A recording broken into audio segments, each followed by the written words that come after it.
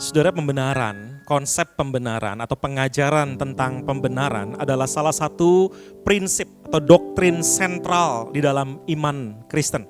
So, ini merupakan tindakan Allah di mana Allah menyatakan, mendeklarasikan kita yang adalah orang berdosa ini sebagai orang benar. Dan itu dikerjakan oleh Allah berdasarkan karya Kristus Yesus, bukan berdasarkan perbuatan atau jasa manusia. Saudara, untuk memahami pembenaran oleh iman ini ada 5 hal yang kita perlu sama-sama pahami. Saudara, yang pertama, saudara, pembenaran oleh iman ini terjadi ketika Yesus menanggung dosa kita. Saudara, pembenaran dimulai dari kenyataan peristiwa yang tercatat dalam sejarah bahwa Yesus Kristus mati di atas kayu salib. Tapi kematian Kristus di kayu salib adalah untuk menanggung dosa kita. Hal yang paling kotor dan paling najis dari hidup kita diberikan kepada Yesus. Dan itu Dia lakukan di dalam kasih-Nya yang sempurna. Yesus merelakan dirinya yang tidak berdosa menjadi berdosa. Paulus katakan Dia yang tidak mengenal dosa telah dibuatnya menjadi dosa karena kita. Supaya dalam Dia kita dibenarkan oleh Allah. Saudara, di kayu salib, Yesus yang kudus, yang suci itu memberikan dirinya untuk menanggung dosa, kekotoran, kenajisan yang menjadi alasan kenapa kita pantas dimurkai oleh Allah. Kristus menanggung itu di atas kayu salib. Saudara, bukan hanya itu, tapi juga kemudian ketika Kristus mati di atas kayu salib, kebenaran Kristus diberikan kepada kita. Saudara, peristiwa salib adalah peristiwa di mana kita mengenal yang namanya pertukaran ilahi.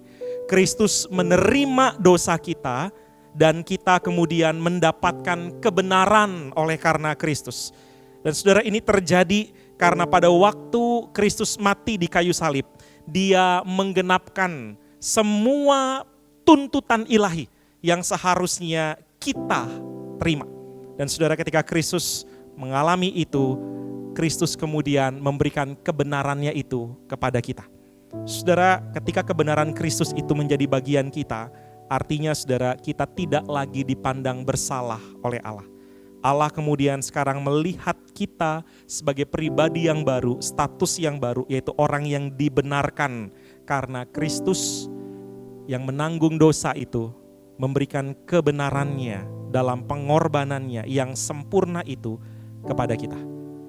Dan ketika kita mengalami peristiwa di mana kita memberikan dosa kita ditanggung oleh Yesus dan kita mendapatkan kebenaran daripada Kristus, saudara, pembenaran itu juga kemudian membuat kita dibebaskan dari hukuman dosa. Saudara, orang percaya karena karya Kristus bisa mengalami hidup kebebasan dari hukuman dosa. Saudara, artinya nanti di waktu Kristus datang kedua kali, pada waktu kita berjumpa dalam penghakiman Allah, saudara, orang yang percaya kepada Kristus tidak akan dihukum. Orang yang percaya kepada Kristus tidak akan mengalami penghukuman atas dosa, karena penghukuman itu sudah ditanggung oleh Kristus. Tapi ini bukan saja bicara tentang penghukuman di akhir zaman nanti.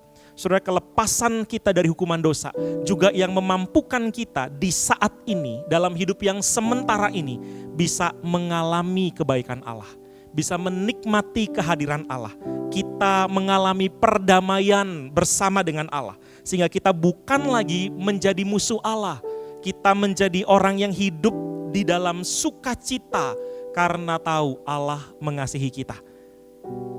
Saudara, hal ini membebaskan hati kita untuk tidak hidup dalam kecurigaan, dalam ketakutan, seolah-olah Allah tidak adil, seolah-olah Allah tidak mengasihi kita. Tapi pembenaran ini membuat kita bisa melihat kita menjadi pribadi yang dikasihi, dicintai oleh Allah. Dan peristiwa ini adalah peristiwa yang terjadi sekali untuk selamanya. Saudara-saudara, peristiwa pembenaran ini bukan peristiwa yang sifatnya bertahap. Bukan sebuah sifatnya pelan-pelan terjadi dalam sebuah progres, tidak. Pembenaran ini terjadi pada waktu kita percaya bahwa Yesus adalah Tuhan dan Juru Selamat. Ketika Roh Kudus mengubah hati kita, membawa kita melihat karya Kristus sebagai bagian yang penting dari hidup kita, di waktu yang sama kita mengalami pembenaran di dalam Kristus. Saudara, ini merupakan sebuah tindakan daripada Allah yang tuntas dan final. Tidak perlu pengulangan korban, tidak perlu ada pengulangan ritual untuk membawa kita mengalami peristiwa pembenaran di dalam anugerah Allah. Karya salib Kristus sudah sempurna dan cukup untuk semua dosa kita di masa lalu, di masa kini, bahkan di masa yang akan datang.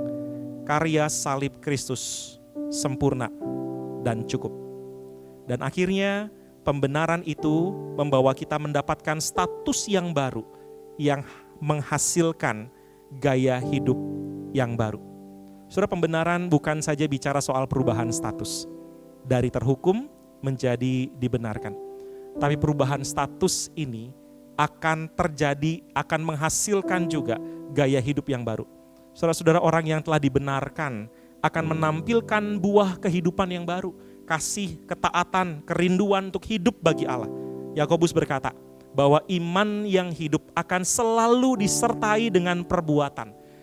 Kita berbuat baik bukan untuk dibenarkan, tetapi karena sudah dibenarkan.